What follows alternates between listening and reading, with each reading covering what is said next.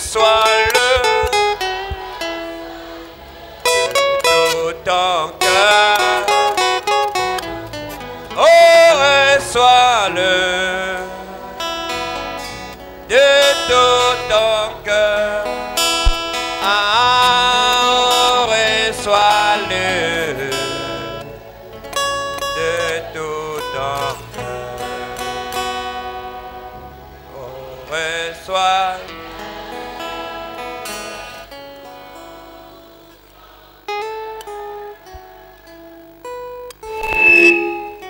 Dieu notre Père,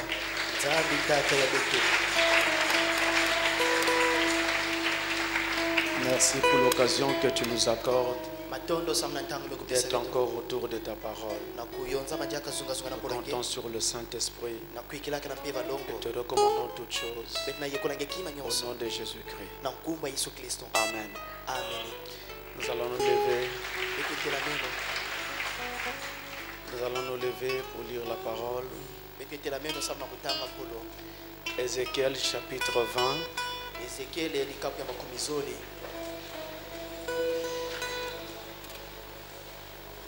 Ézéchiel chapitre 20, versets 1 à 4.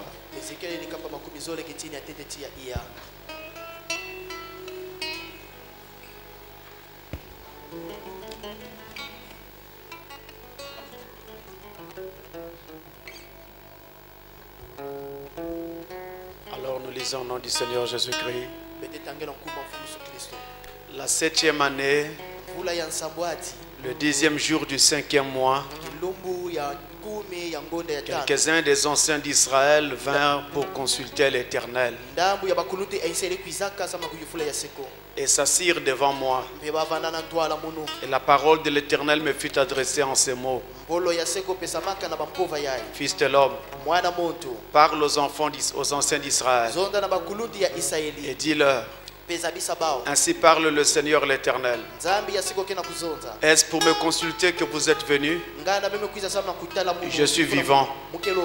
Je ne me laisserai pas consulter par vous, dit le Seigneur l'Éternel. Veux-tu les juger? Veux-tu les juger, fils de l'homme? Fais-leur connaître les abominations de leur père. Amen. Dieu bénisse sa parole. Merci pour vous asseoir.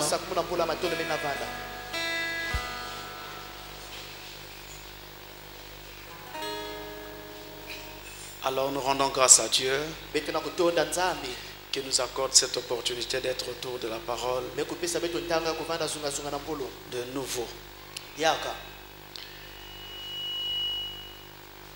Et aujourd'hui, nous abordons Ézéchiel chapitre 20. Et on avance petit à petit dans notre étude. Et ce chapitre 20, nous pouvons l'intituler Histoire de la rébellion d'Israël. Histoire de la rébellion d'Israël. C'est un chapitre au cours duquel nous allons voir donc les différentes rébellions d'Israël. Alors, quand vous lisez ce chapitre, vous pouvez même penser qu'il ne s'agit pas d'une prophétie. Parce que dans ce chapitre, Ézéchiel se contente en grande partie de rappeler aux anciens d'Israël qui étaient venus le consulter les iniquités qui avaient été commises par leur père auparavant. Donc, il parle de l'histoire. Il parle de l'histoire d'Israël en pointant son péché chronique, la rébellion à Dieu. Mais et pourtant, il s'agit bien d'une prophétie. En fait, prophétiser signifie dire quelque chose sous l'expérience du Saint-Esprit. Et dans ce que Ézéchiel dit ici, vous verrez qu'il parle des choses qu'il n'a pas vécues personnellement. Il parle par exemple de l'époque où Israël était en Égypte. À cette époque, Ézéchiel n'était pas encore né. Et il arrive à sortir des détails que les annales d'histoire ne racontent pas. Donc nous n'en avons pas dans les livres d'histoire. Et même le Talmud n'en parle pas. Où est-ce qu'il a trouvé ces choses? Eh bien, c'est le Saint-Esprit qui lui a révélé ces choses et il les met alors à nu ou à la disposition de ses anciens d'Israël qui étaient venus le consulter. Il parle par exemple de la rébellion qui avait été manifestée en Égypte. Or, de façon normale, nous n'avons pas dans la Bible de texte qui parle de rébellion en Égypte. Et quand on fouille dans l'histoire, on n'en trouve pas. Où est-ce qu'Ézéchiel a trouvé ces choses? C'est Dieu qui les lui avait révélées. Et donc il nous en parle. Il s'agit donc bien d'une prophétie. Parce que nous voyons Ézéchiel parler sous inspiration et par l'expérience du Saint-Esprit. Alors les événements sur lesquels nous allons parler maintenant, ou cette prophétie du chapitre 20, la Bible donne la datation et nous dit que c'était la 7e année, le 5 et le 10e jour du 5e mois, que Ézéchiel fut consulté par les anciens d'Israël. Et par rapport à la date donnée ici, eh bien, si vous prenez en ligne de compte la date au cours de laquelle Ézéchiel est arrivé à Babylone, il fait la comptabilité et dit que c'était la 7e année que Dieu lui parle. Et bien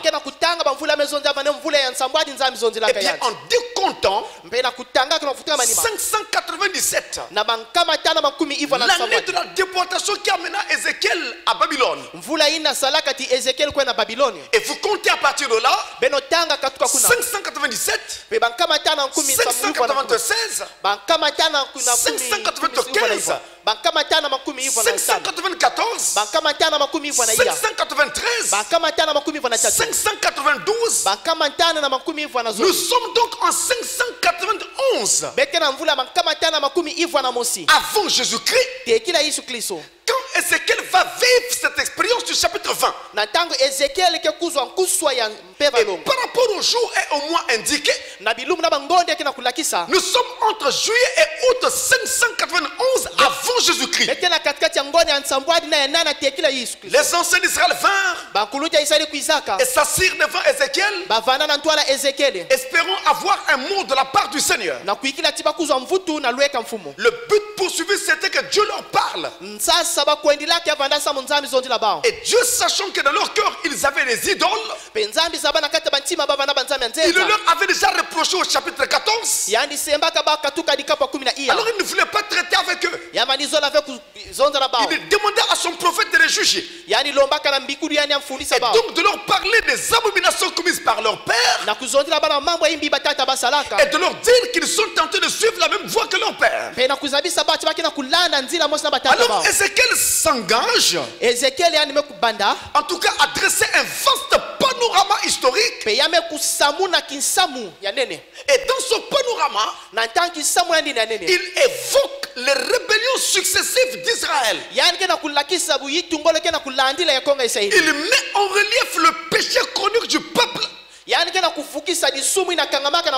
depuis le début de son existence. Il met aussi l'accent sur les efforts entrepris par l'Éternel pour ramener son peuple à lui. Ceci étant dit, le chapitre peut se diviser en 4 sections. Parce qu'il est très long. Ça fait 44 versets. Mais vous verrez, nous réussirons à l'étudier par la grâce de Dieu. Il peut se diviser en 4 sections. La première partie de l'histoire, eh bien, c'est en Égypte. Ça concerne les versets 1 à 9. Autrement dit, il s'agit de la rébellion d'Israël en Égypte. La deuxième partie, c'est dans le désert. C'est-à-dire la rébellion d'Israël dans le désert. Et là, nous allons du verset 10 jusqu'au verset 16. Excusez-moi, jusqu'au verset 26. Donc c'est Ézéchiel 20 de 10 à 26. La troisième partie, c'est dans le pays promis. C'est-à-dire la rébellion d'Israël dans le pays promis. Là, c'est Ézéchiel 20, verset 27 à 29. Et la dernière section, la dernière partie, eh bien, c'est la période qui concerne l'époque d'Ézéchiel. Donc c'est à l'époque d'Ézéchiel. Si vous voulez, la rébellion d'Israël à l'époque d'Ézéchiel. Nous allons du verset 30 au verset 44. Ézéchiel 20, verset 30 à 44. Voilà les 4 parties de ce chapitre. Je reviens. La première partie, c'est en Égypte. Verset 1 à 9. La deuxième partie, c'est dans le désert. Verset 10 à 26. La troisième partie, c'est dans le pays promis. Verset 27 à 29. Et la quatrième et dernière partie, c'est à l'époque d'Ézéchiel. Verset 30 à 44. Seulement, au fur et à mesure que nous entrons dans ces différentes parties, nous constatons qu'il y a un schéma récurrent, particulièrement dans les 3 premières parties. Les 3 premières phases de cette histoire d'Israël. Quel est ce schéma? Premièrement, Dieu fait grâce. Deuxièmement, le peuple se rebelle. Troisièmement, Dieu les menace de son jugement. Et il renonce à cause de son nom. On a 3 parties. On a 3 phases. Lorsque ces choses se déroulent, nous voyons Dieu faire grâce à son peuple. Ensuite, le peuple oublie cette grâce et se rebelle à Dieu. Et en troisième lieu, c'est Dieu qui vient pour les détruire. Et quand il commence, il est obligé de s'arrêter à cause de son nom à lui. Il se dit, si je les détruis totalement, les nations diront, leur Dieu a été incapable de les conduire. C'est pourquoi il a préféré les tuer. Alors à cause de son nom, il arrête sa colère. Or là, nous avons devant nous un programme, et cela a toujours été ainsi tout au long de l'histoire. Dieu commence par faire grâce à son peuple et amène un réveil parmi son peuple. Le peuple est béni. Après un moment, les gens oublient les grâces de Dieu et se révoltent contre Dieu. Dieu les abandonne. Alors il rentre dans la mort. Et Dieu est obligé de ne pas le laisser mourir définitivement. À cause de son nom, il revient vers eux. Et Frère Branham parle de cela. Cela a été le cas dans les sages de l'église. Et cela a toujours été ainsi. Ne vous trompez pas, c'est ça l'histoire. Et ça marche comme ça même avec l'église. Dieu fait grâce. Les gens se rebellent. Dieu vient et commence à détruire. Après, à cause de ce nom, il ne va pas plus loin. Faut me dire ceci. Vous pourrez lire la totalité à la maison. Dans les 7 âges de l'église, chapitre 3, page 84. 7 âges de l'église, chapitre 3, page 84. C'est la partie où il parle du reproche de Dieu dans l'âge d'Éphèse en particulier. Je vais essayer de lire une partie parce que c'est très important. Apocalypse 2 verset 4. Ça y est dans son texte. Mais ce que j'ai contre toi, c'est que tu as abandonné ton premier amour. Pour comprendre ceci, vous devez savoir que l'Esprit ne parle pas seulement au sein originel d'Éphèse. Je reviens. Vous devez savoir. Je reviens. Vous devez savoir. Tout le monde me suit? Vous devez savoir que l'Esprit ne parle pas seulement au sein original d'Éphèse. Dieu ne parle pas qu'aux saints, aux élus. Chaque fois qu'il parle dans un âge, ce message s'adresse à l'âge tout entier qui a duré 120 ans. Ainsi ce message est destiné à toutes les générations incluses dans cette période. Or l'histoire se répète toujours. Dans les générations d'Israël, nous voyons une génération qui connaît un réveil. Puis déjà, dans la génération suivante, les feux diminuent. Dans la 3e génération, il peut rester quelques braises encore rougeoyantes. Mais de la 4e génération, il peut ne plus rien rester de la flamme originelle. Alors Dieu rallume le feu et le même processus recommence. C'est tout simplement la manifestation de la vérité suivante. Dieu n'a pas de petits enfants. Vous dites Amen? Nous ne sommes pas les petits enfants de Branham. Nous ne sommes pas les petits enfants de Pierre. Pierre était fils de Dieu. Nous aussi nous sommes fils de Dieu. Pierre appelle Jésus son père. Branham appelle Jésus son père.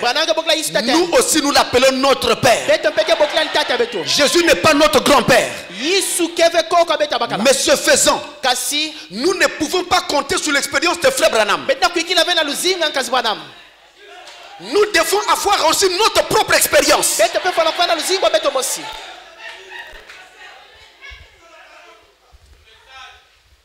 Le salut n'est pas transmis par la naissance naturelle. Pas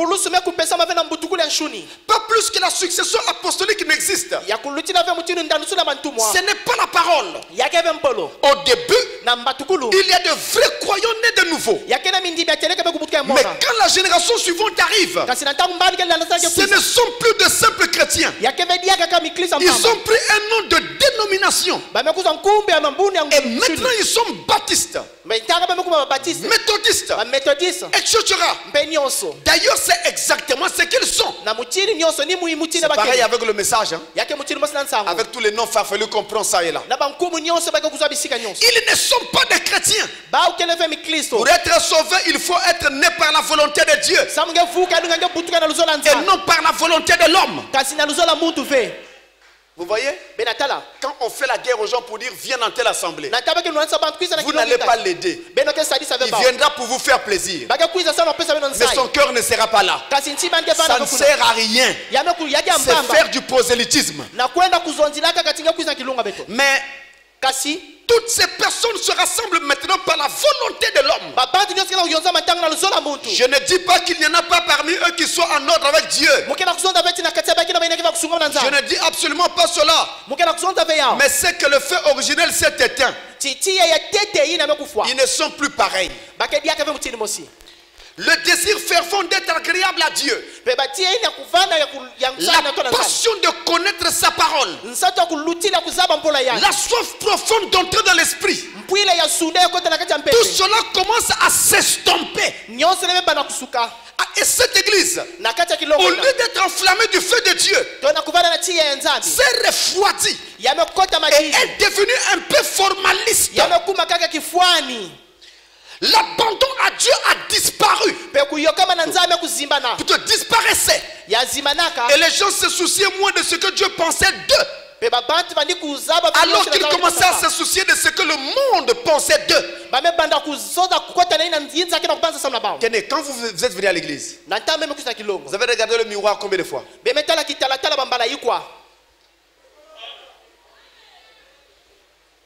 Ça paraît rien. Vous avez regardé le miroir combien de fois? Alors, posez-vous la question. Quand vous regardez le miroir, c'était pourquoi? C'est pour voir à quoi vous ressemblez. Et qu'est-ce que les hommes vont penser de vous quand ils vous verront? Mais vous n'avez pas pensé à ce que Dieu va penser de vous. Celui qui pense à ce que Dieu va penser de lui commence sa journée par la prière. Il passe un moment en prière avant de venir à l'église. Il prépare le culte. Toi, tu te prépares devant le miroir. Un autre se prépare en prière. Qui cherche Dieu.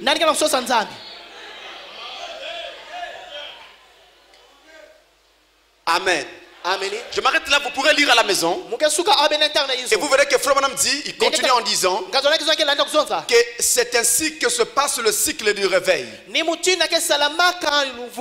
Quand il envoie un réveil, le feu brûle. Les gens sont fervents. Ils cherchent à être en ordre avec Dieu. Après un moment, eh bien le feu s'estompe. Il s'éteint. Et Dieu les abandonne. Mais comme son nom doit être gardé, alors il est obligé de rallumer le feu, parfois avec quelqu'un d'autre, pour continuer son œuvre. Parce que son œuvre ne doit pas s'arrêter. C'est pourquoi, croyez-moi, quand Frère Branham est parti, le message devait connaître forcément un certain déclin. Et tout le monde a assisté à ce que nous avons vu. Comment est-ce que les églises commençaient à se refroidir? Et qu'il y a eu une multiplication de divisions. Les gens se déchiraient et ne se parlaient même plus. C'est le message. Ça n'arrive pas qu'aux dénominations. Mais maintenant, après, Dieu devait relever sa cause. Tout juste avant la fin, il fallait qu'il suscite des jeunes gens qui devaient ramener le feu du message tel que nous l'avons connu à l'époque de Frère Branham. Pour cela, il fallait que la parole soit enseignée point par point, vérité après vérité. Même si c'est dur, même si ça crée des révoltes, mais c'est ça qui devait ramener Dieu dans le camp. Et croyez-moi, à l'heure où je vous parle, Dieu a déjà placé sur la terre des Éphésiens 4, véritables auxiliaires de Malachie 4, pour poursuivre ce travail. Et d'ailleurs, ça se fait voir mondialement. Ça se fait voir dans tous les pays du monde entier. Les gens peuvent voir que Dieu a élevé X dans tel pays, Y dans tel pays, c'est dans tel pays, ça se voit. Et ce ministère-là inspire les autres ministères. Je ne dis pas ça pour être grand. Je dis ça pour attester de la vérité.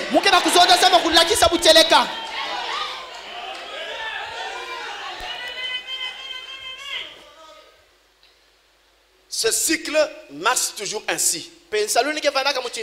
Dieu fait grâce. Après le peuple se relâche et se rebelle. Et Dieu les abandonne.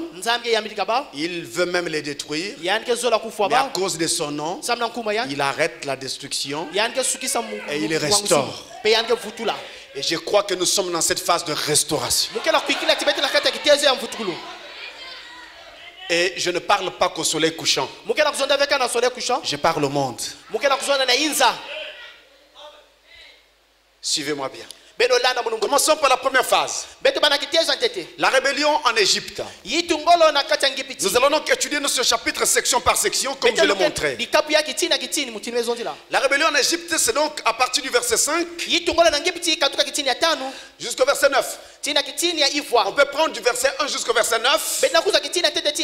Mais je vais prendre ici du verset 5 au verset 9. Parce que nous avons déjà lu les 4 premiers versets. Allons donc dans Ézéchiel 20, verset 5 à 9. Suivez ce qui se passe dans cette phase de l'histoire d'Israël lorsqu'Israël s'est trouvé en Égypte.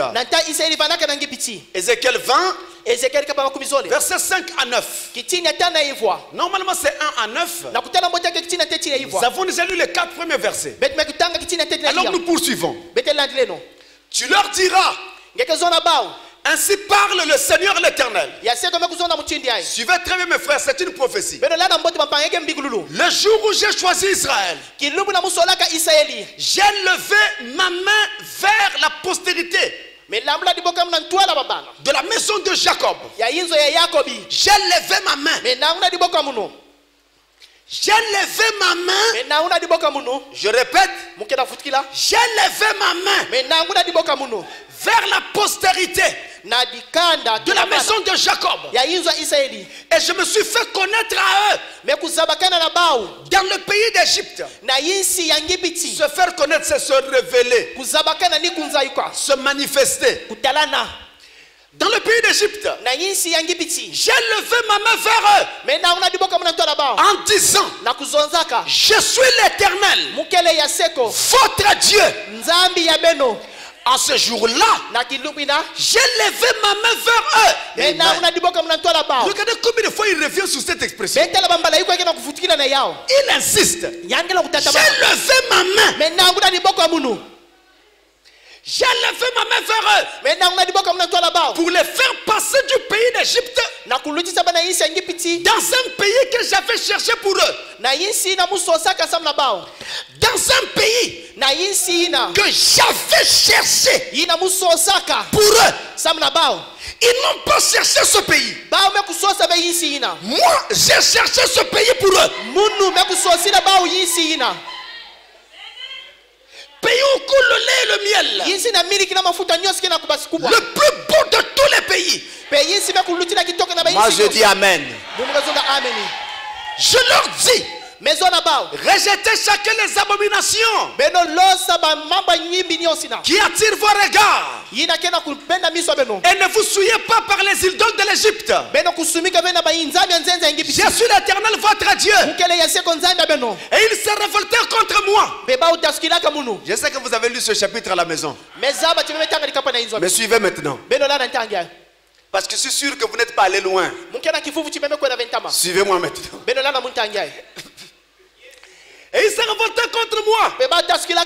Et ils ne voulurent pas m'écouter. Aucun ne rejeta les abominations qui attiraient ses regards. Et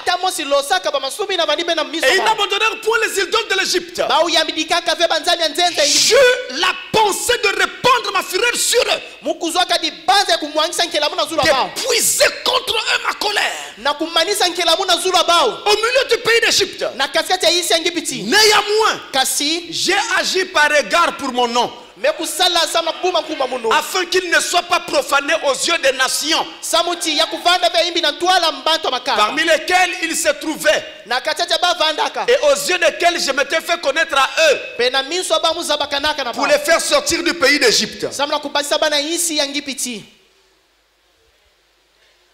Premièrement, Dieu commence par dire, Israël, laisse-moi te rappeler ton origine. Lorsque je t'ai trouvé, moi l'Éternel, je t'ai choisi. Et en te choisissant, j'ai levé ma main vers toi. Et j'ai dit, je suis l'Éternel, votre Dieu. En d'autres termes, à partir de cet instant où je te choisis, toi Israël, moi l'Éternel, je serai ton Dieu, et toi, tu seras mon peuple. J'ai levé ma main, rien ne m'y obligeait. Moi-même j'ai levé la main. Qu'est-ce que ça veut dire lever la main? Rappelez-vous du tribunal. Lorsque quelqu'un doit plaider devant le tribunal, il doit lever sa main. Et on lui dit de décliner son identité. Donnez vos noms et prénoms. Et dites-nous que vous vous engagez à ne dire que la vérité. Alors l'Éternel, en choisissant Israël, a levé sa main. Il a décliné son identité. Il a dit, je suis l'Éternel, votre Dieu. En d'autres termes, je suis l'Éternel et je m'engage à être votre Dieu. Et je m'engage à faire de vous mon peuple. Alléluia.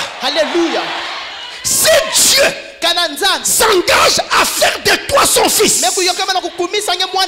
Si Dieu s'engage à faire de toi sa fille, qui peut changer cela?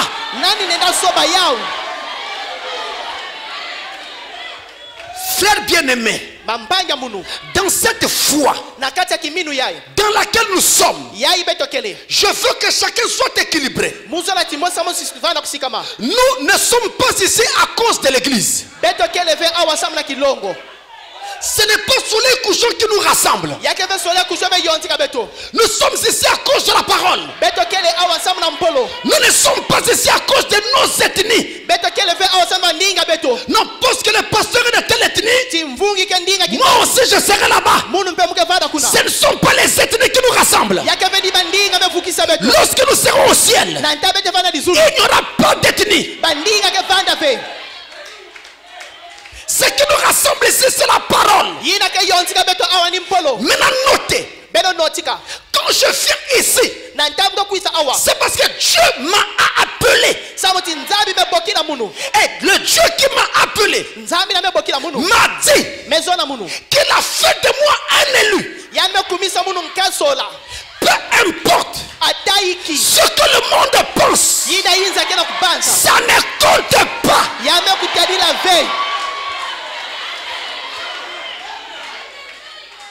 Même si Satan venait et disait devant tout le monde, toi tu es un pécheur, tu as fait ceci ou cela, c'est vrai que je suis un pécheur, c'est vrai que j'ai fait ceci ou cela, mais ça ne change pas la prédestination de Dieu.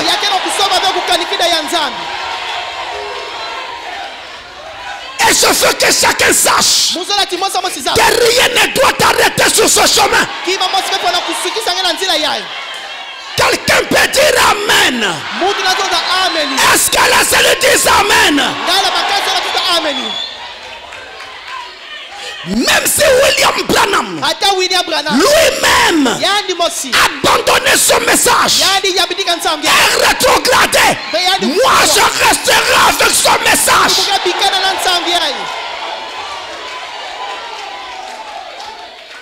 Quelqu'un peut dire amen. Parce que William Branham n'est qu'un instrument.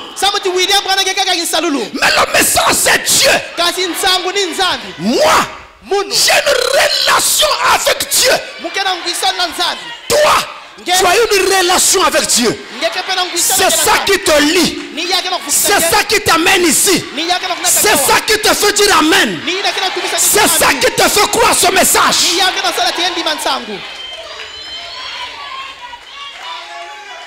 Maintenant, dans la marche, Dieu est en train de construire ta vie. La construction n'est pas encore achevée. Mais ce n'est pas parce que ce n'est pas encore achevé. Ce n'est pas parce qu'il y a encore des manquements que tu n'es pas un élu. Non, dès le départ, il savait que tu n'étais pas bon. Mais il t'a quand même choisi. Est-ce que les gens peuvent maintenant comprendre ces choses? Laissez les gens raconter ce qu'ils veulent. Ce qui compte, c'est toi et Dieu.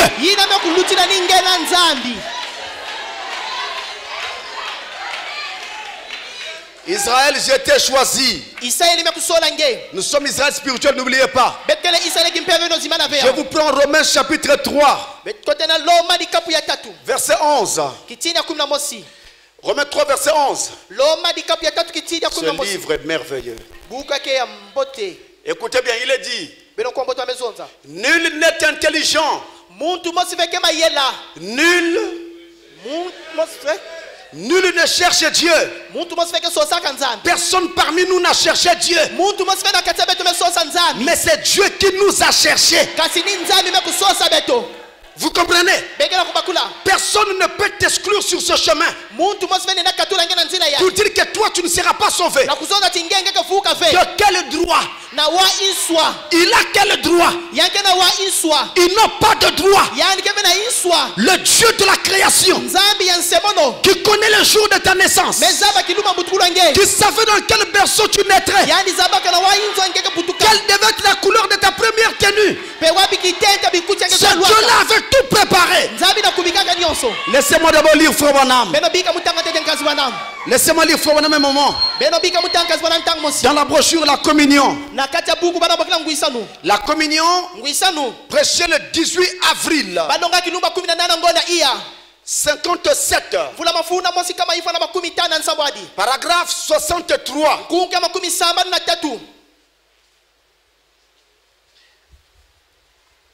Il est écrit. Ça y est là. Vous n'êtes pas sauvés parce que vous êtes une bonne personne. Vous êtes sauvés parce que Christ vous a choisi. Aucun homme ne cherche à Dieu. C'est Dieu qui cherche l'homme. Jésus a dit: aucun homme ne peut venir à moi si mon Père ne l'attire premièrement. Si nous pouvions nous arrêter un moment seulement pour nous rendre compte de la grande importance de cette chose unique, que c'est Dieu qui vous a choisi. Ne voulons pas que vous périssiez, mais voulons vous donner l'occasion. Il vous a appelé et choisi pour que vous soyez son serviteur. Et bien, quoi de plus précieux que cela? Sans que vous fassiez un choix, ce serait totalement impossible pour un homme de chercher Dieu, car par nature il est un pécheur et il n'a rien au-dedans de lui pour nous donner le désir de servir Dieu.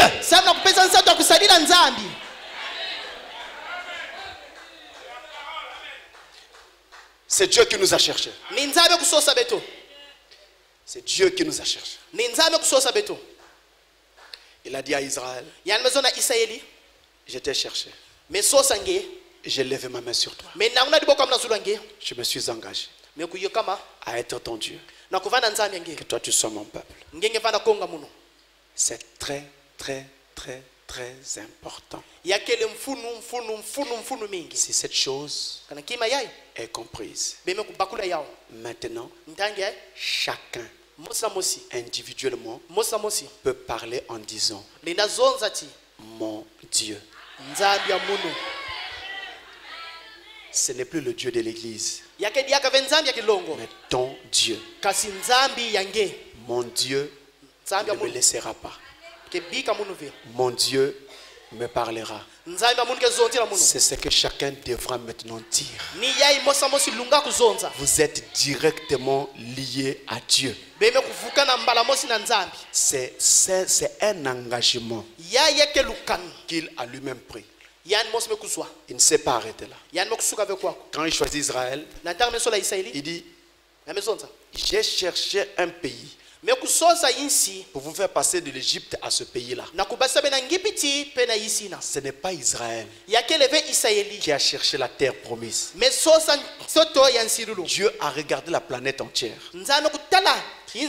Il a vu le plus beau des pays, la Palestine, le pays de Canaan. Il dit c'est là que je placerai Israël. C'est lui qui a choisi ce pays. Frère bien-aimé, il n'y a rien dans ta vie qui soit un hasard. Dieu a tout choisi. Dieu a tout préparé. Il a préparé même ta taille. Il a préparé ton teint. S'il avait voulu que tu sois blanc, tu serais blanc. Mais il a voulu que tu sois noir. Parce qu'il a trouvé que c'était la meilleure beauté à te donner. Il a choisi la couleur de tes yeux. Il a choisi même la famille dans laquelle tu devais naître. Même si dans ta famille il y a des sorciers, Dieu n'a pas regardé cela. Il a trouvé que le meilleur endroit où il fallait que tu naisses, c'était là. Pour que la sémence se développe, c'était là. Et vous allez remarquer que souvent, l'arbre qui grandit mieux, c'est celui qui est là où il y a le fumier. Vous n'avez pas remarqué cela? En Afrique, il y a beaucoup de désordre, de la sorcellerie et autres. Mais c'est aussi en Afrique que Dieu trouve son épouse réelle. La vraie foi, c'est parmi les noirs. C'est pas moi qui le dis, c'est frère Branham. William Branham dit, partout où l'homme blanc va, le péché l'accompagne. Lui-même, il était blanc.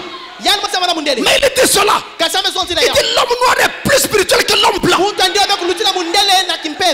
Et d'ailleurs, écoutez chanter un homme noir. Vous faites que de la spiritualité là-dedans. Il a choisi même le pays dans lequel tu devais naître. Amen. Quand tu es ici, au Congo, c'est son choix. Et tu dois te fier de cela. Car si tu étais né ailleurs, tu n'allais pas être un élu.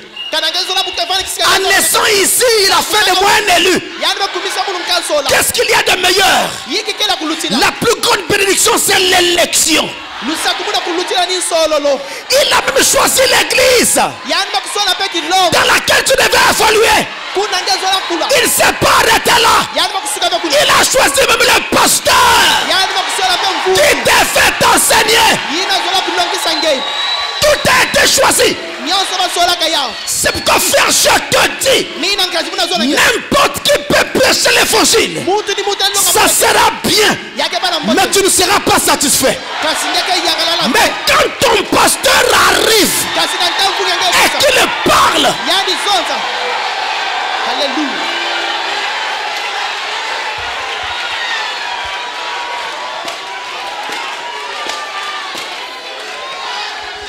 même s'il n'a rien dit de particulier, mais toi c'est papa que tu vois. Toi c'est ton mari spirituel que tu vois.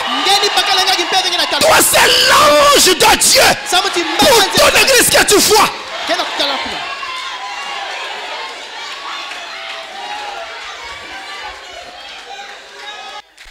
Il a choisi Israël. Maintenant, le peuple, hélas, va se rebeller. C'est pourquoi, vous voyez, il y a parfois des situations qui ne vont pas trop dans nos vies. Les difficultés que nous traversons, c'était aussi prévu par Dieu. Et au travers de ça, il est en train de construire ton caractère. Et il y a un but.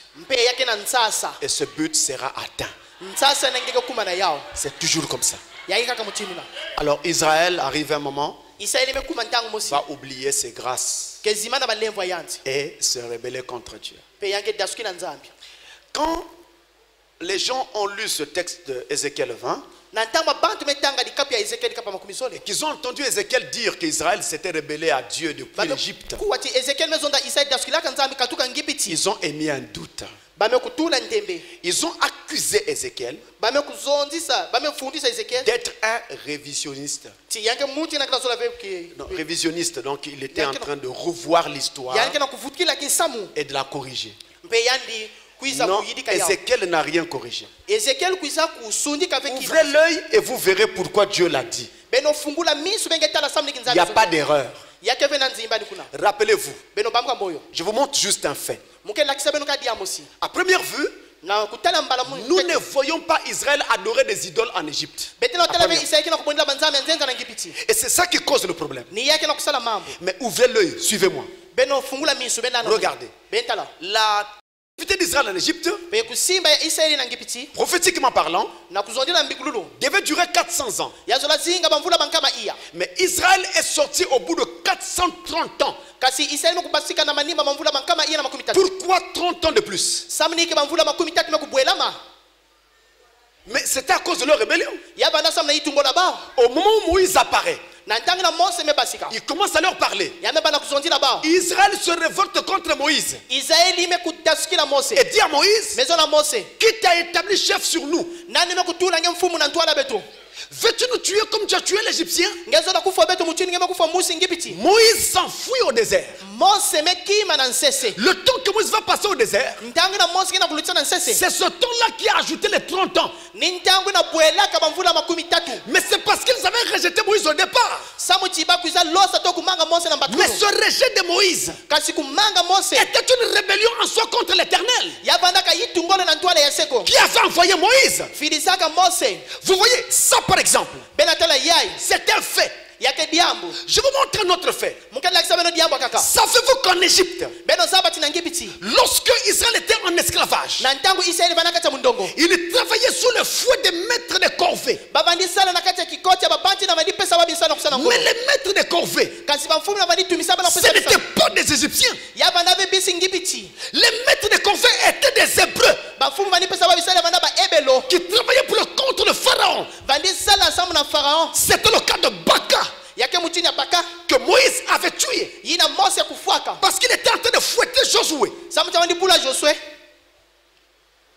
C'était des Hébreux, mais des Hébreux corrompus qui servaient l'Égypte et qui s'étaient mis à ignorer l'Éternel et donc à servir le Dieu d'Égypte. Voyez-vous, mais ce sont des Hébreux. Ça fait partie du peuple hébreu. Et William Branham a dit, rappelez-vous que l'Esprit ne parle pas qu'au sein, mais l'Esprit parle à toute la génération, y compris ceux qui ne sont pas des élus. Chacun a sa part dans la parole. Les non-élus pour la condamnation, les élus pour le salut. Donc il y a bel et bien eu une rébellion depuis l'Égypte. Et ce qu'elle a dit, frère, il a ressorti ce qu'elle ne voyait pas. Deuxième rébellion, la rébellion dans le désert. C'est à partir du verset 10 jusqu'au verset 26. Alors il y a des petites choses là-dedans qui m'obligent à lire cette section. Allons-y, faisons-en la lecture. Ézéchiel 20, verset 10 à 26. Regardez. Et je les fis sortir du pays d'Égypte et je les conduisis dans le désert. Un instant. Je les fais sortir du pays d'Égypte. Et je les conduisais dans le désert. En Égypte, ils souffraient. En Égypte, ils étaient en esclavage. Quand Dieu les fait sortir, il les délivre de l'esclavage. Donc, c'est une grâce que Dieu leur accorde. Continuons. Je leur donnais mes lois et leur fis connaître mes ordonnances que l'homme doit mettre en pratique afin de vivre par elles.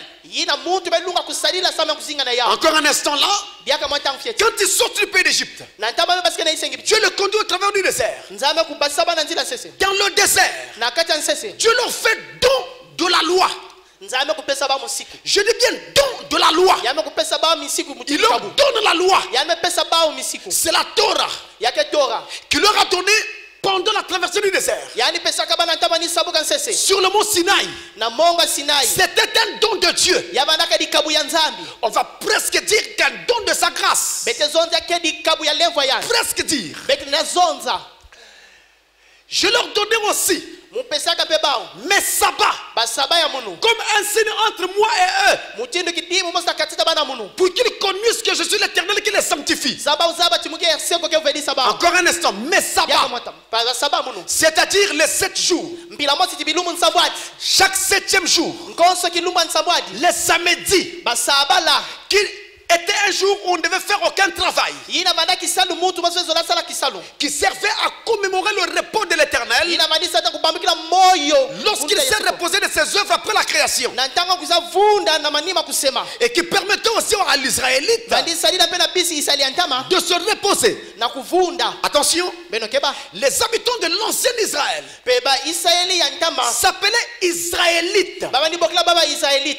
Mais aujourd'hui, les habitants actuels d'Israël s'appellent Israéliens. Donc si vous dites Israélien, vous me parlez des Juifs d'aujourd'hui. Mais si vous voulez parler des Juifs d'hier, il faut dire Israélites.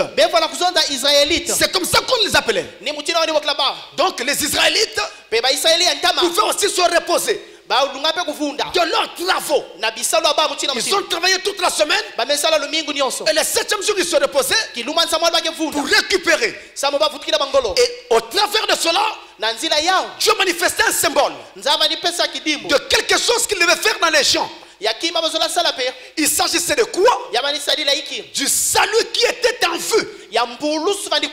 Parce que le véritable sabbat, c'est le baptême du Saint-Esprit. Alors il leur a donné cela en symbole pour préfigurer ce baptême du Saint-Esprit qui viendrait et qui est le repos où l'homme se repose de ses œuvres du péché et rentre dans la vie éternelle et donc dans la véritable communion avec Dieu. Dieu leur a aussi donné ce sabbat-là. Continuons. Et la maison d'Israël s'est révoltée contre moi dans le désert. Ils ne suivirent point mes lois et ils rejetèrent mes ordonnances que l'homme doit mettre en pratique afin de vivre par elles. Et ils profanèrent à l'excès mes sabbats. Ils ne les respectaient pas. J'eus la pensée de répondre sur eux ma fureur dans le désert pour les anéantir.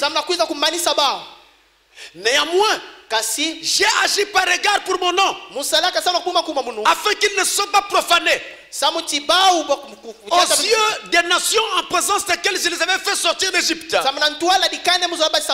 Dans le désert, je levai ma main vers eux pour ne pas les conduire dans le pays que je leur avais destiné.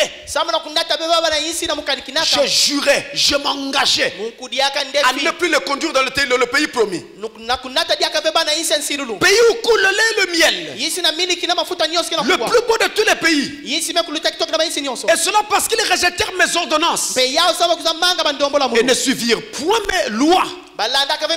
Et parce qu'ils profanèrent mes sabbats, car leur cœur ne s'éloigna pas de leurs idoles. Mais j'eus pour eux un regard de pitié. Et je ne les détruisis pas. Je ne les exterminais pas dans le désert. Je dis à leurs fils dans le désert, ne suivez pas les préceptes de vos pères. N'observez pas leurs coutumes. Et ne vous souillez pas par leurs idoles. Les pères ont péché. La génération qui venait, Dieu leur dit, ne faites pas comme vos pères. C'est la deuxième génération. Je suis l'Éternel votre Dieu. Suivez mes préceptes. Observez mes ordonnances. Et mettez-les en pratique. Sanctifiez mes sabbats. Arrêtons un instant là. Le sabbat c'est le samedi. C'est le jour que Dieu a donné à Israël pour l'honorer. Frère Madame dit, chez nous le sabbat c'est le dimanche. Le 7e jour de la semaine chez les Juifs, jusqu'à aujourd'hui, c'est samedi. Le 7e jour de la semaine chez nous, c'est le dimanche. Voilà pourquoi chez nous le sabbat c'est le dimanche. Le prophète dit, je ne suis pas un observateur de la loi, mais en ce qui concerne l'observation du sabbat, je crois qu'un chrétien doit être à l'église tous les dimanches. Frère Branham dit cela. Il dit même si vous ne pouvez pas avoir la possibilité d'arriver à votre église, il dit rentrez même dans une dénomination, priez là-bas, vous n'aurez pas tout le pain nécessaire, mais même s'il n'y a qu'une miche de pain que vous aurez, prenez cela, parce que sur le sabbat ça doit être honoré. Sanctifiez mes sabbats et qu'il soit entre moi et vous un signe auquel vous on connaisse que je suis l'Éternel votre Dieu. Et les fils se révoltèrent contre moi. La deuxième génération aussi s'est rebellée. Ils ne suivirent point mes préceptes. Ils n'observèrent point et n'exécutèrent point mes ordonnances que l'homme doit mettre en pratique afin de vivre par elles. Et ils profanèrent mes sabbats. J'eus la pensée de répandre sur eux ma fureur. Retenez cela. La première génération s'est corrompue. La deuxième génération aussi. Je la pensée de répondre sur eux ma fureur. D'épuiser contre eux ma colère. Dans le désert. Néanmoins j'ai retiré ma main. Et j'ai agi par égard pour mon nom, afin qu'il ne fût pas profané aux yeux des nations, en présence desquelles je les avais fait sortir d'Égypte. Dieu a encore épargné à cause de son nom. Les pères ont péché, les enfants aussi ont péché, comme leur père avant eux avait péché. Eux aussi ont péché. Et comme ils ont tous péché, Dieu a abandonné. Et vous avez remarqué certainement que dans le désert, beaucoup sont morts. Tous ceux de l'ancienne génération qui étaient sortis d'Égypte sont morts. Tous ceux de l'ancienne génération, à cause de leur rébellion. Mais il y avait un problème de fond. Il y avait un problème de fond. Ils ont servi des idoles. La première, la deuxième génération et même les générations qui vont suivre. Alors Dieu va dire, comme ils ont fait cela et qu'ils n'ont pas suivi mes ordonnances, je vais leur donner d'autres lois. Mais ces lois ne seront pas bonnes. Je vais leur donner ces lois-là. Parce qu'ils n'ont pas suivi les miennes. Je leur donne d'autres lois, mais qui ne seront pas bonnes. Alors on a du mal à imaginer. Faites attention. Dieu en train de donner des lois qui ne sont pas bonnes aux hommes. Comment on peut comprendre que Dieu donne des lois qui ne sont pas bonnes? Parce que les hommes n'ont pas voulu suivre ces lois à lui. Il y avait un problème en filigrane. Ce n'est pas exactement les lois de Dieu qui n'étaient pas bonnes, mais c'est plutôt l'homme qui les avait rendues mauvaises. Il y avait un problème en filigrane. Tout au long de la lecture, Dieu est en train de revenir sur le fait qu'ils se sont rebellés en servant les idoles. Entre autres, qu'est-ce qu'ils faisaient? Les enfants d'Israël offraient leur premier-né en sacrifice au dieu Moloch. Ils prenaient leur premier-né, le brûlaient en l'honneur de ce dieu-là. Alors, eux, en faisant cela, ils s'étaient inspirés d'une loi de Dieu donnée par Moïse. Laquelle? Suivez-moi bien. Exode 13. Verset 12. Exode 13, verset 12. Cette loi dit. Là, je vais calmer parce que c'est très glissant. La loi dit, Exode 13, verset 12, tu consacreras à l'Éternel tout premier-né, même tout premier-né des animaux que tu auras. Les mâles appartiennent à l'Éternel. Tout premier-né doit être consacré à l'Éternel. On ne s'arrête pas qu'aux hommes. On doit même consacrer les premiers-nés des animaux à l'Éternel. C'était la loi de Moïse. Maintenant, les enfants d'Israël ont pensé que par rapport à cette loi, comme ils ne voulaient plus de l'Éternel et s'étaient tournés vers les idoles, ils pouvaient faire la même chose avec leurs idoles. En prenant leur premier-né, d'après selon eux la loi de Moïse, et de les brûler. Or, selon la loi de Moïse, le premier-né des enfants humains n'était pas brûlé. C'était le premier-né des animaux, mais pas des humains. En allant vers les idoles, Israël a extrapolé. Ils sont allés jusqu'à offrir leur premier-né, leurs propres enfants, le brûlant en l'honneur de leur Dieu. Et là, ce n'est plus l'Éternel, c'est Moloch. Et quand ils font cela, ils s'appuient sur ceci. Il s'est passé quoi? Il s'est passé une mauvaise interprétation de la parole. Mais qu'est-ce que Dieu a fait? Dieu, l'Éternel, a envoyé parmi eux un esprit d'égarement pour qu'ils croient au mensonge et qu'ils se ridiculisent davantage. Allah, nous avons une prophétie pour les derniers jours, indiquant que dans les derniers jours, la parole de Dieu sera mal interprétée.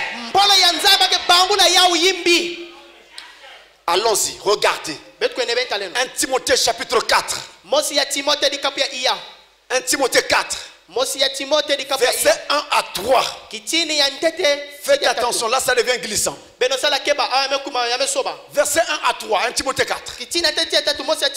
Mais l'Esprit dit expressement que dans les derniers temps, quelques-uns abandonneront la foi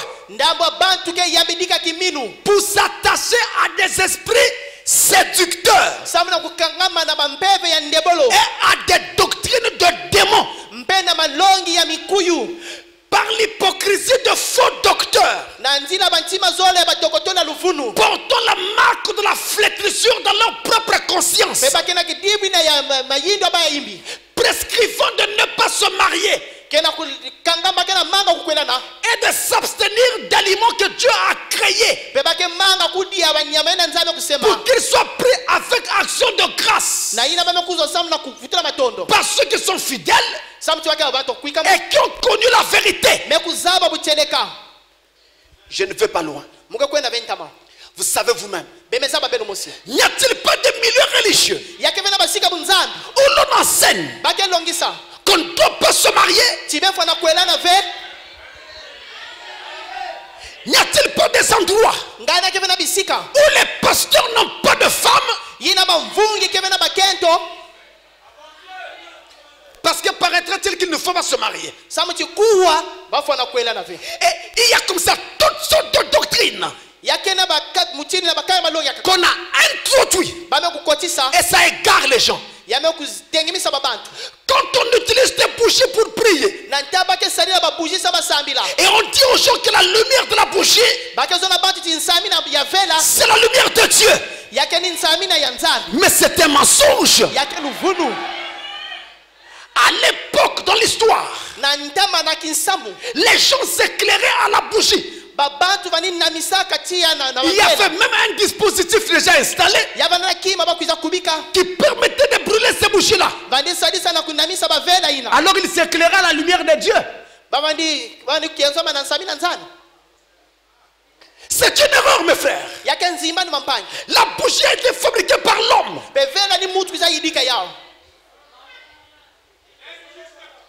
Ça ne peut pas être la lumière de Dieu. On a introduit l'homme béni dans l'église. Béni par qui?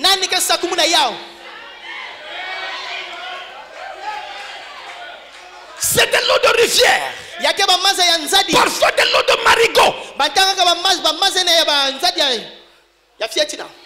que l'on prend pour donner aux gens.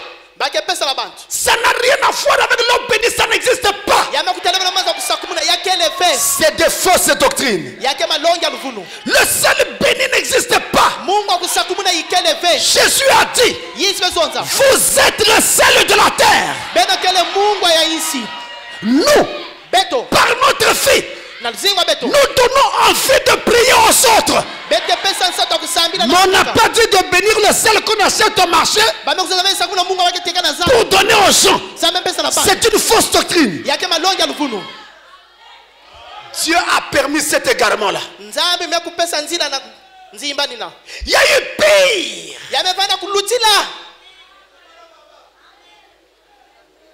Dans la plupart des milieux religieux, les dirigeants ont été élevés au rang de Dieu. Et le message n'en fait pas exception.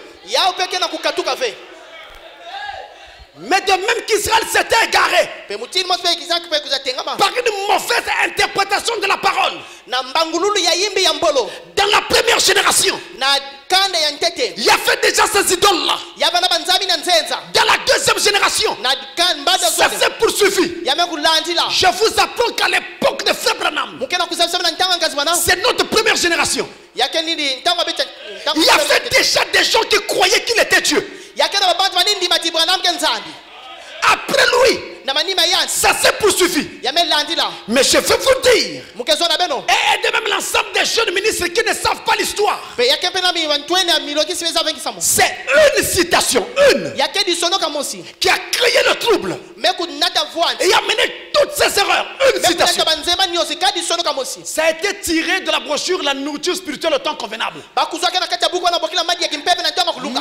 traduite en français. C'est ça qui a mené le chaos. Je vous lis ça.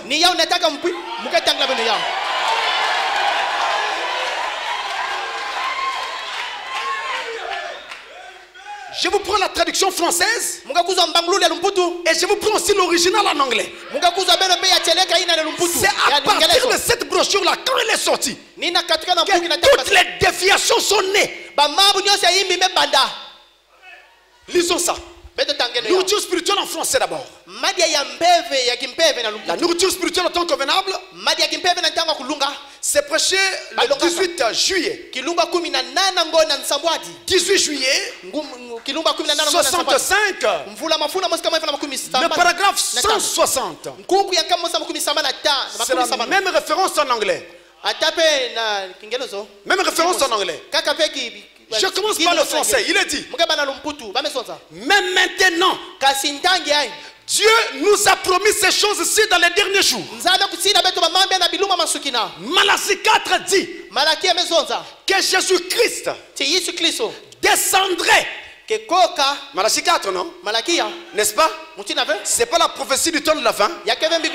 Malachie 4 dit que Jésus-Christ descendrait et s'incarnerait lui-même dans la chair humaine. C'est grave. C'est déroutant. Jésus-Christ lui-même va s'incarner. Traduit comme ça. Quand cette brochure a été publiée, c'est pas la voix de Dieu qui a traduit ça. Non. Ça, c'est les traductions qui venaient un peu d'ailleurs. Et je ne voulais incriminer personne. Mais c'est de là qu'est venue l'erreur. À partir de là, Branham est devenu Elohim. Branham est devenu Dieu. Branham est devenu troisième Adam. Branham, c'était le nom nouveau de Dieu. On baptisait maintenant au nom de Branham. Toutes les erreurs sont nées de là. Et je parle au jeune ministre. Vous ne connaissez pas l'histoire. Voilà l'histoire. Ça vient de là. Donc ce que les gens racontent à gauche et à droite, ils répètent des choses qu'ils ne maîtrisent pas. Ça vient de là. Jésus-Christ s'incarnerait. Traduit comme ça. Maintenant, prenons l'original et voyons si c'est ce que William Branham dit. En anglais maintenant. En anglais.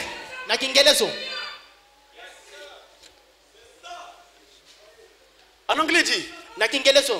But now. Alors maintenant. God has promised us these things in the last days. Dieu nous a promis ces choses dans les derniers jours. In Malachi 4, dans Malachi 4, said Jesus Christ would come down and impersonate himself in human flesh. Ce n'est plus le mot. Il y en a qui connaissent l'anglais ici. Si c'était incarné, on allait mettre incarnate. Il dit impersonate. C'est-à-dire, dans Malachi 4, il est dit que Jésus-Christ lui-même viendrait et qu'il se personnifierait dans la chair humaine. Ce n'est pas s'incarner, c'est se personnifier, se révéler, se manifester, mais pas s'incarner. Un texte mal traduit a amené le désordre. Et Branham est devenu Dieu. Et cela fait peur aux gens. Quand il fait aller au message, on leur dit d'aller par là-bas. Ils adorent un homme. Maintenant écoutez-moi bien. Et vous, pasteur qui parlez aux gens, de ne pas croire ce message, écoutez-moi. William Branham n'est pas Dieu. Je parle en tant que représentant légal du message du temps de la fin dans ce pays. William Branham n'est pas Dieu.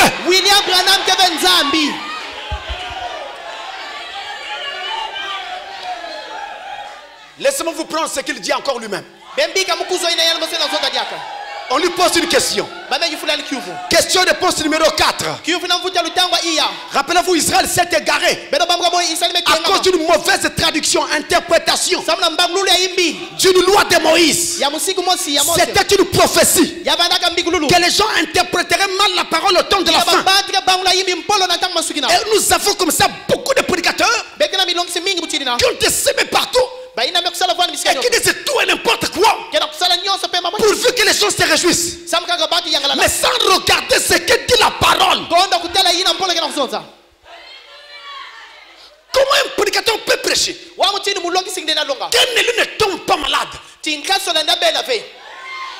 Ça c'est pas la folie, ça. Passez-moi l'expression. Ça c'est pas la folie. Un élu ne tombe pas malade. Donc toi, depuis que tu es né, toi prédicateur, tu n'es jamais tombé malade.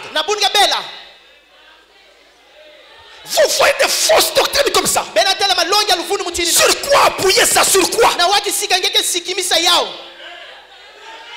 Si quelqu'un est malade tout le temps, on dit le maudit par Dieu. Ah frère, au temps de Jésus, il n'y avait pas de malade. Au temps de Branham, il n'y avait pas de malade.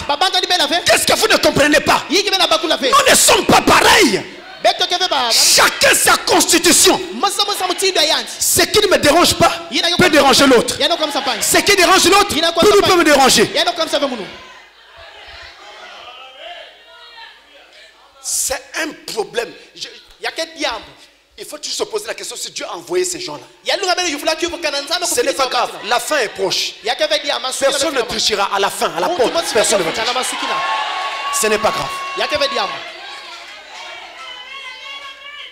Je prends question-réponse numéro 4 du 30 août 1964. Question numéro 142. Paragraphe 120. Attention, ça c'est la référence en français. Je vous donne aussi la référence en anglais. En anglais, dans le COD, c'est la page 1169. 1169. Et la question, c'est le numéro 409. Question 409. En anglais. Voilà la référence. Donc on a la référence en français. On a la référence en anglais. Pourquoi la référence est différente? Parce que ici, ce que je donne en anglais, c'est tiré d'un livre. Le COD. Là, on a sorti de ce livre juste une brochure. Et on a commencé à compter les questions à partir du numéro 1. Vous voyez la différence? Avançons. Il est dit, on lui pose la question. Frère Branham, une sœur a fait 1300 km pour venir au tabernacle. Et elle a dit qu'elle croyait que vous étiez Jésus-Christ incarné. Veuillez parler de ceci. Elle était très impatiente d'essayer de dire aux autres ce qu'elle pense. Ah oui, ces gens-là sont toujours impatients. Ils sont impatients, ils veulent parler à tout le monde de leurs bêtises. Écoutez frère Branham. Maintenant, bien entendu, la sœur était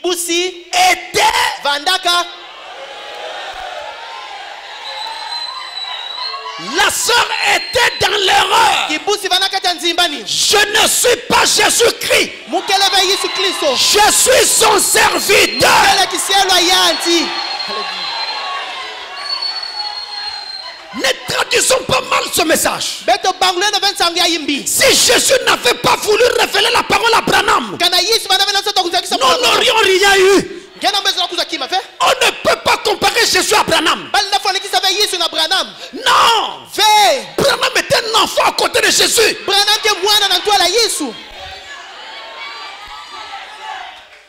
Soyons sérieux. Les révélations ont dépassé même la tête et les oreilles. Et les gens sont devenus fous. Ils disaient tout et n'importe quoi. Le salut des hommes ne les intéresse pas. C'est leur succès, leur argent qui les intéresse. Je suis intéressé par le salut des âmes. C'est une prophétie. Ça ne va pas s'arrêter là. Ça va se poursuivre. Nous avons vu aujourd'hui en ce temps de la fin, les femmes occuper les chairs pour prêcher. Et quand le pasteur vient s'asseoir à l'église, à côté, il y a une chaise pour sa femme. Monsieur le prédicateur, ou je ne sais pas comment il faut vous appeler, prédicateur moderne ou quoi, je ne sais pas. Votre femme doit s'asseoir dans l'assemblée comme les autres sœurs. Ça, c'est l'autel de Dieu. Ce sont les sacrificateurs qui viennent ici. La femme n'a pas le droit de prêcher. Que vous m'aimiez ou pas, c'est pas mon problème.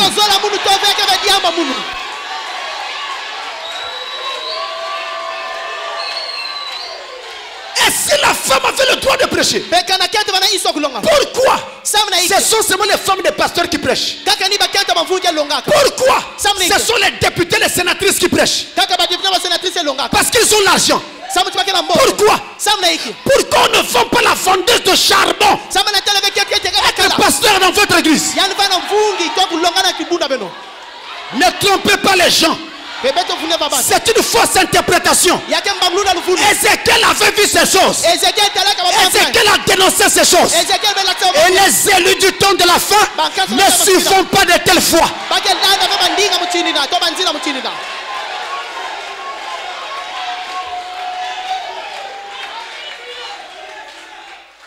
J'ai vu une église hors de ce pays, je ne cite pas le nom, où les gens ont fait de la politique dans l'église. On destitué le pasteur. Ils ont amené l'État à l'église pour destituer le pasteur. Ils ont fait ça avec le concours des autorités. On a enlevé le pasteur. Les jours qui venaient, ils ont fait un grand concert. Et on voit des pasteurs de renom en train de danser lors de ce concert. Dieu d'Abraham, je pose la question. Quand il dansait, il célébrait quoi?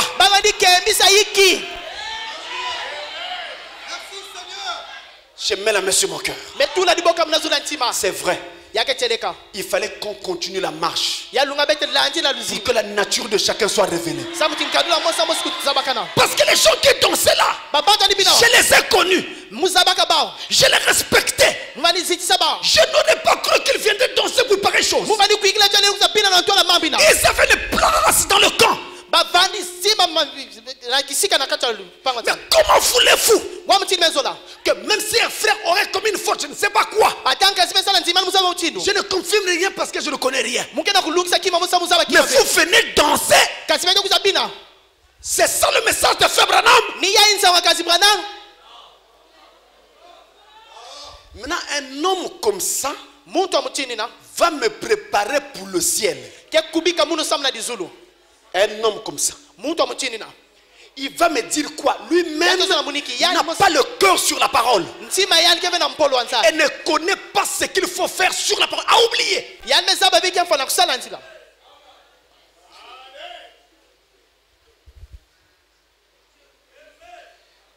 Frère, il fallait avancer. Nous avons lu dans la Bible quand le roi à l'époque d'Esther voulait avoir une femme, il avait fait appeler plusieurs femmes. Il n'a pas choisi sa femme le même jour. Il a attendu 12 mois. On le lit. Mais quand ça se manifeste, on ne se rend pas compte. Il fallait attendre 12 mois. Pourquoi 12 mois? Parce que cette femme qui était venue là, peu importe le moment pendant lequel elle avait eu un contact avec un homme, dans cette période, sa grossesse allait se manifester. Ce qui montrerait qu'elle a déjà été touchée par un homme. Il fallait attendre. Quelle est la vraie nature de chacun? Vous vous êtes posé la question, pourquoi l'enlèvement n'a pas eu lieu depuis longtemps? Qui devait rentrer au ciel? Regardez les natures qui se manifestent maintenant. Il fallait attendre. William Branham, des gens sortent de son église et vont former une autre église avec le frère Junior Jackson. Les brebis du Branham Tabernacle commencent à appeler les autres des haricots morts. Les autres là-bas appellent les brebis du Branham Tabernacle les oiseaux morts. Branham apprend ça. Il monte du haut de la chair. Il réprimande sévèrement cet esprit et dit à ses brebis, ces frères-là sont nos frères. Jackson est mon fils. Vous voyez le message? C'est ça le message, mes frères. Est-ce que le ciel appartient à frère Branham? De quel droit ceux de Branham Tabernacle vont dire à ceux de Jackson, vous n'entrerez pas? C'est Dieu qui décide. Alors ayons un peu de respect pour respecter l'autre et sa foi. C'est comme quand quelqu'un est dans une autre église, catholique, protestant, peu importe. Mais frère Branham demande de respecter sa foi. Si vous l'exhortez, ne le dites pas, tu iras en enfer si tu ne crois pas. C'est un mauvais esprit. C'est toi qui as un démon. On n'exhorte pas comme ça. On doit montrer de l'amour, de la condescendance, de la compréhension et dire à la personne, voilà ce que dit la parole. Ne secouez pas, ne remuez pas, laissez le temps au temps. Même chose pour ceux qui ont des femmes ou des maris qui ne croient pas. Il y a des hommes qui disent à leurs femmes, tu n'auras plus d'argent de poche jusqu'à ce que tu viendras dans mon église. C'est le paganisme. Ça, c'est même le banditisme. Quand tu étais en train de l'épouser, est-ce que la base c'était l'église? La base c'était l'amour. Et parfois cet homme ne connaissait pas Dieu. Pourquoi lui imposer pareille chose maintenant? C'est que tu as découvert. Il faut laisser le temps à l'autre de découvrir aussi cela. Ça ne s'impose pas. Sinon elle viendra pour te faire plaisir, mais son cœur ne sera pas là. Le chemin devait être long, mais c'était nécessaire.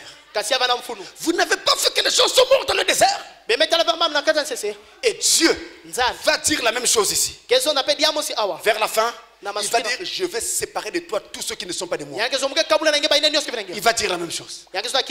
Donc nous avons une prophétie annonçant qu'à la fin la parole sera mal interprétée. Et cette mauvaise interprétation engendre la haine, la séparation, les murs et les barrières. C'est la mauvaise interprétation. Et Dieu a laissé faire. Il a laissé cet esprit d'égarement gagner leur peuple. Dans la troisième rébellion, celle du verset 27 jusqu'à 29, d'Ézéchiel 20, la rébellion de la terre promise, nous voyons la même chose se répéter. La terre promise. S'il vous plaît, une seconde. Comment des gens peuvent entrer en terre promise et se rebeller encore? La terre promise, un type du baptême du Saint-Esprit. Comment quelqu'un peut être baptisé du Saint-Esprit et se rebeller encore? Mes frères, entrer en terre promise, ce n'était pas suffisant. La preuve, il y a eu rébellion en terre promise. Une fois que tu étais rentré, puisque tu étais une tribu, il fallait maintenant prendre ta place. Et pour prendre sa place, on tire son épée. On combat pour prendre son territoire. Et prendre son territoire, c'est l'adoption. Entrer en terre promise, c'est la nouvelle naissance. Mais prendre son territoire, c'est l'adoption. Combien vont y arriver? L'enlèvement, c'est l'adoption. C'est le niveau pour être enlevé. L'adoption. Frère, si vous avez ces messages sur l'adoption, rejouez-les à la maison. C'est fondamental. Parce que nous ne prenons pas conscience que la parole que nous entendons doit être vécue. Elle doit devenir nous. Il y a beaucoup d'immaturité. Immaturité. Nous lisons tous l'histoire de Jésus en train d'être cloué à la croix et criant: Père, pardonne-leur. Mais entre-temps, nous sommes incapables de pardonner. Nous disons non, ça non. Ça non. Ça non. De quelle adoption parlez-vous? Ils ont en terre promise, mais ça ne suffisait pas. Chacun devait tirer son épée et récupérer son territoire. Combien devait y arriver? Combien devait y arriver? Et Frère Branham dit, Canaan ne représente pas l'âge du millénium. Canaan représente l'âge du vainqueur. Parce que dans Canaan, ils ont tiré leurs épées et encore tué. Parce qu'il fallait se battre. Mais frère, une fois que vous êtes arrivé dans ce message, ce n'est pas suffisant. Être dans le message, ça ne suffit pas. Arriver à la nouvelle naissance et arriver à l'adoption. Voilà ce que Dieu nous demande. Et à la fin, il va y avoir une rébellion. À l'époque d'Ézéchiel. C'est son donc les versets 30 jusqu'à 44. Même chose. Mais seulement cette fois-là, Dieu dit à Ézéchiel: parle à ces anciens qui sont devant toi et dis-leur, leur péché est semblable à ce que leurs pères ont commis. Ce que leurs pères ont fait, c'est ce qu'eux aussi sont en train de faire. Je vais les punir. Et il dit, je vais les amener dans le désert des peuples. C'est-à-dire, je vais les conduire en exil dans le désert de Babylone. Mais pour nous, qui sommes en ce temps de la fin, ce désert de peuple représente la mort, mais aussi la guerre qui vient, où les peuples de la terre vont se rassembler et il y aura clash. Ne vous trompez pas, mais ça représente aussi et d'abord la mort. Je veux parler de la mort spirituelle. N'avez-vous pas remarqué que tout est mort partout? N'avez-vous pas remarqué que la méchanceté est partout? N'avez-vous pas remarqué qu'à chaque coin de rue, il y a péché, il y a même insécurité? D'autres pays ont connu ces choses avant nous. Je vous apprends Dans les pays comme le Brésil, en tout cas, je crois toutes les 9 minutes par là, une femme est violée. Même chose en Afrique du Sud. Mais regardez aussi comment ces femmes en Afrique du Sud et au Brésil s'habillent. Elles sont nues, je vous le dis. Mon frère d'ici est témoin. Quand on y était, il ne faisait que se fâcher en route. Je dis frère, je ne veux pas qu'on nous arrête ici. Calme-toi. Et un jour, il me surprend. On était en voiture. Le frère qui... Oh Seigneur, oh Seigneur. Je dis frère, qu'est-ce qu'il y a? Mais parce qu'il y a des hommes qui s'embrassent là. Deux hommes en route en train de s'embrasser. Mais regardez, c'est répandu. C'est un esprit qui est venu sur les gens. Et tous ceux qui doivent mourir sont déjà dans cet esprit-là.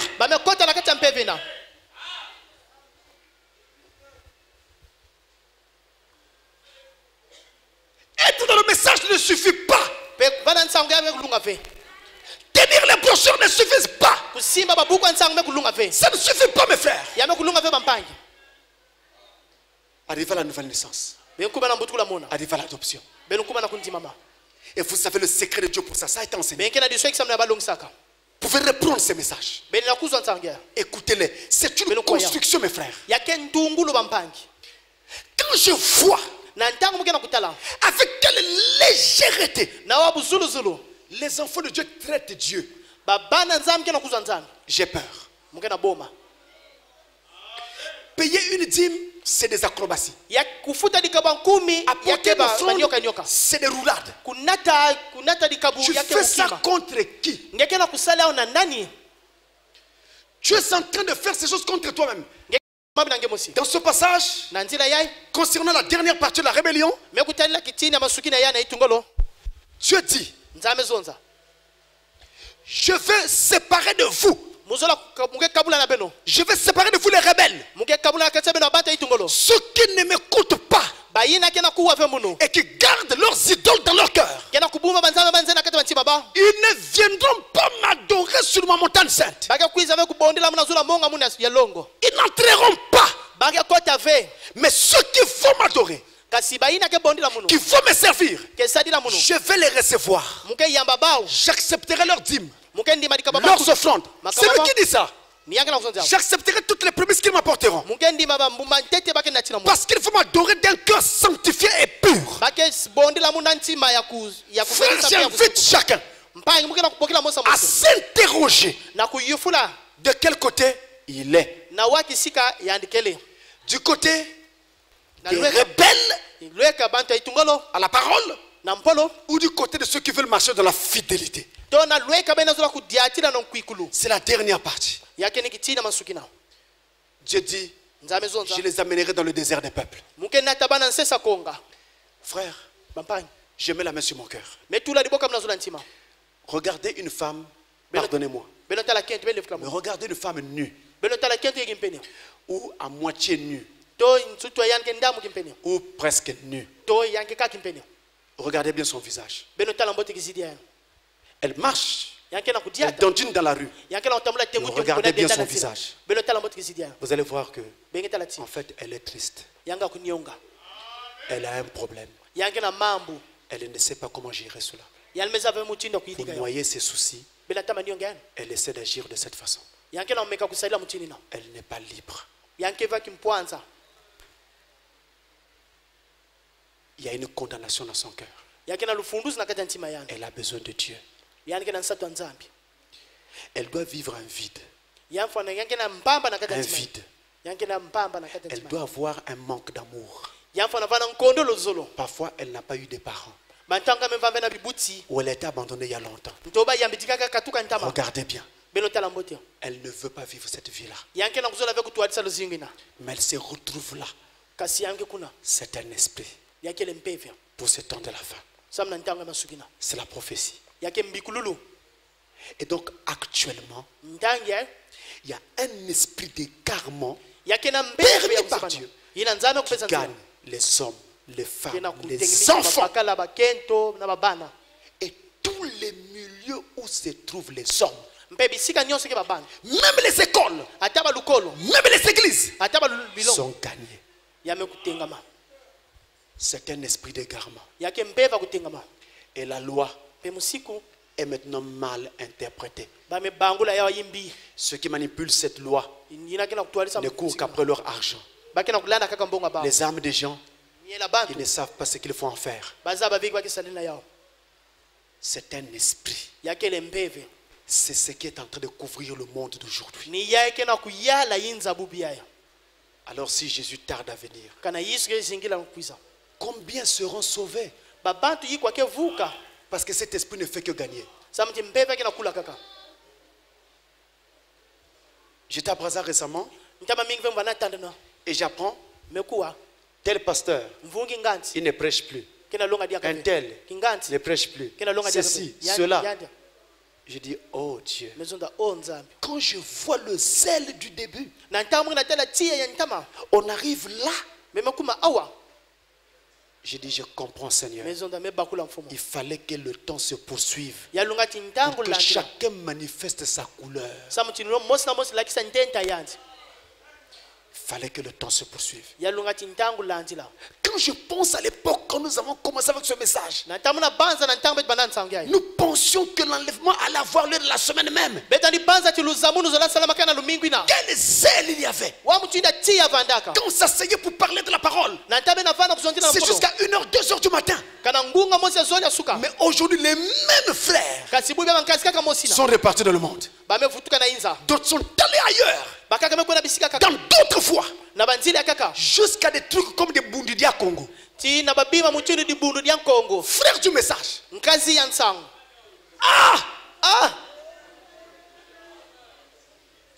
Comment tu peux rétrograder jusque-là?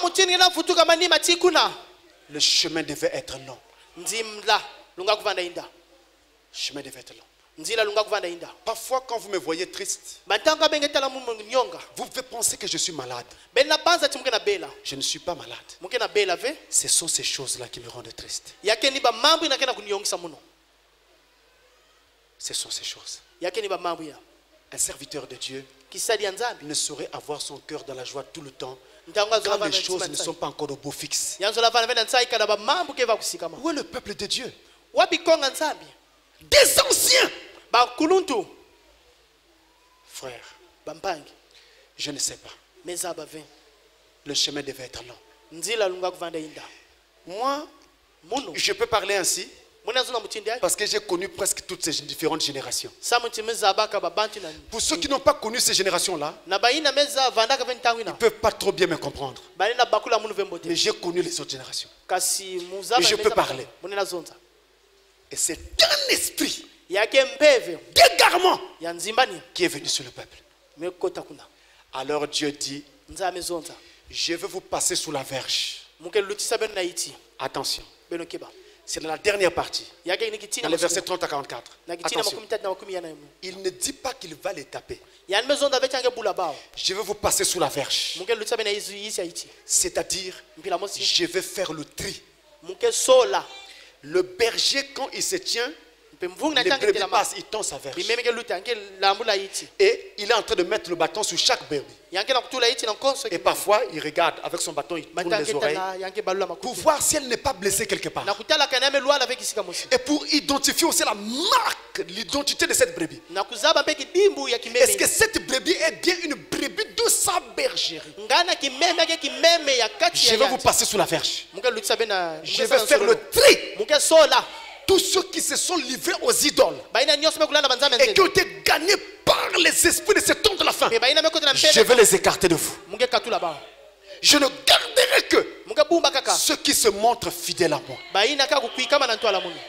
Voilà ceux qui vont rentrer. Mes frères, je lève ma main. Nous y sommes. C'est ce qu'il a dit dans la dernière partie. Nous y sommes. Et il va faire ce tri En Israël, ce tri aura lieu lors de la grande tribulation.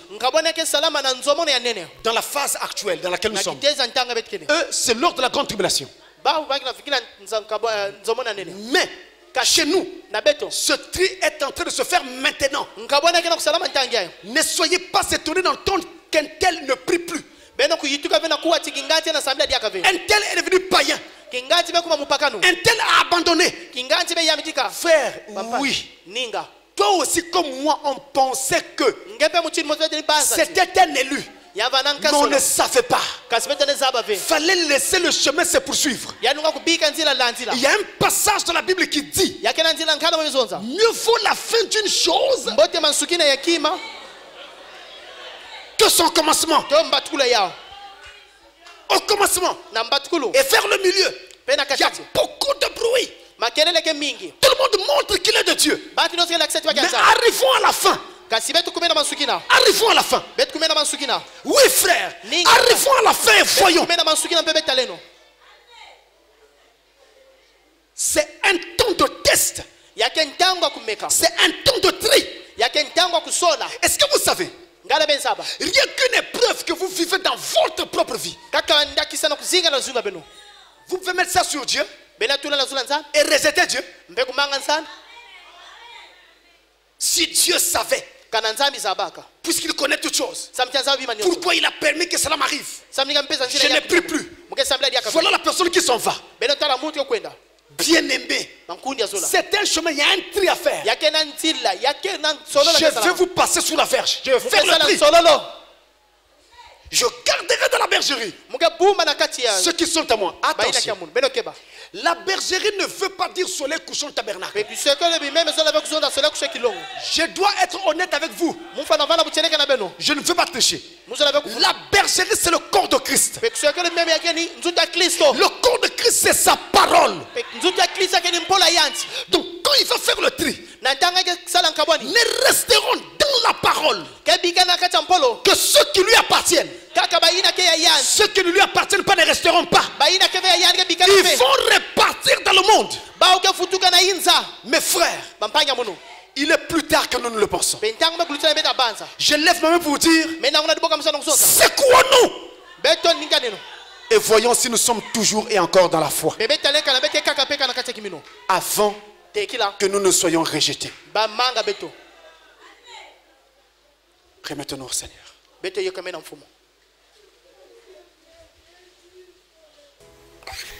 Les intérêts pour lesquels nous combattons, regardons-les bien.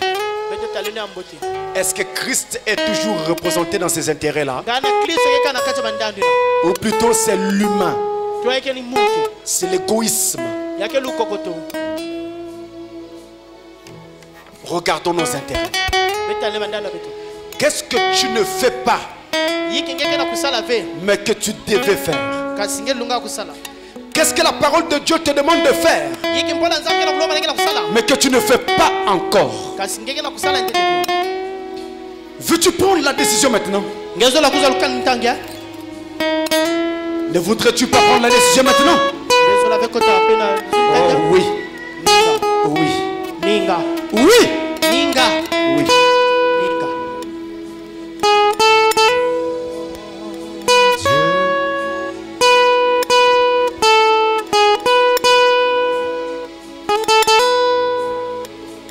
Nous voulons être plus près de toi.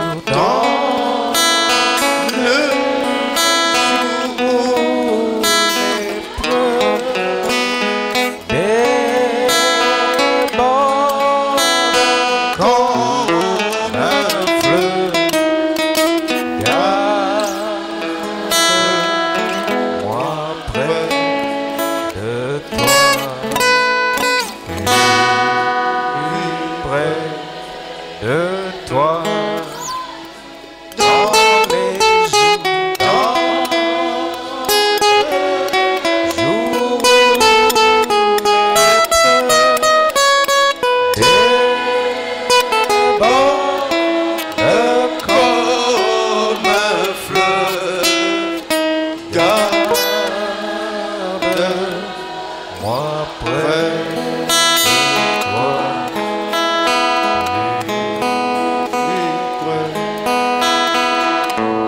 Que chacun se remette en prière.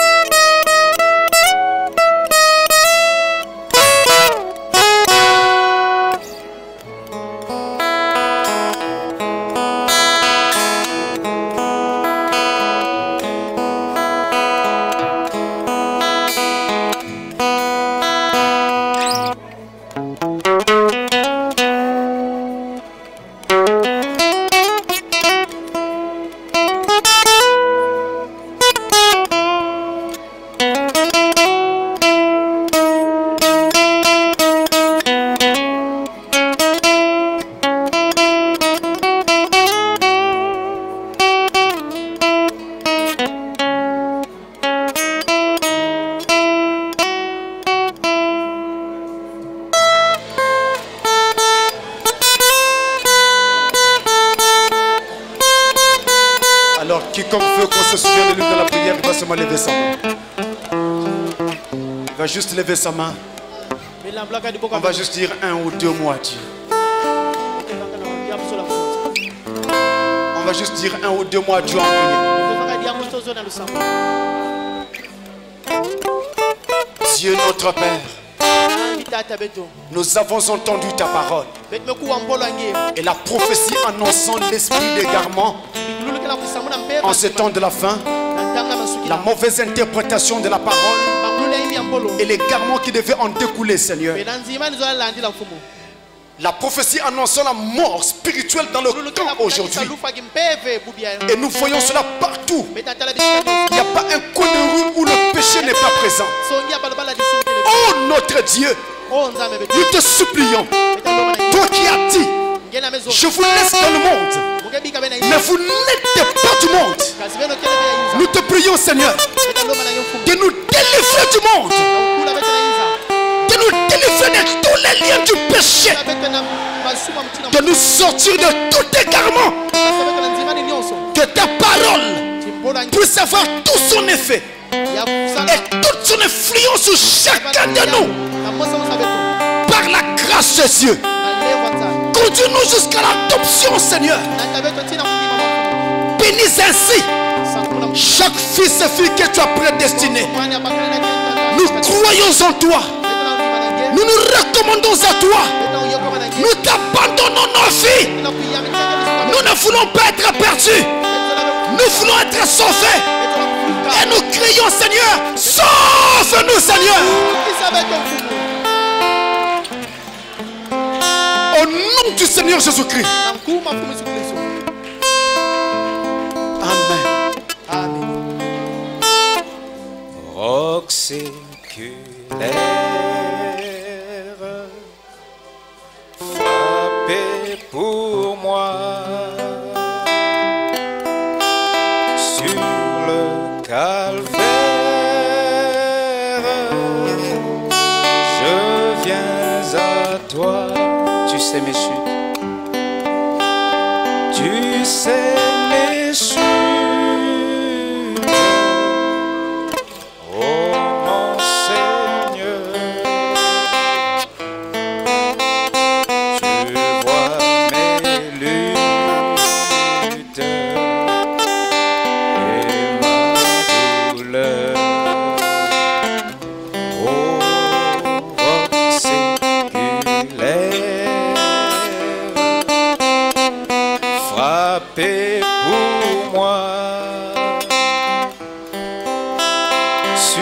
le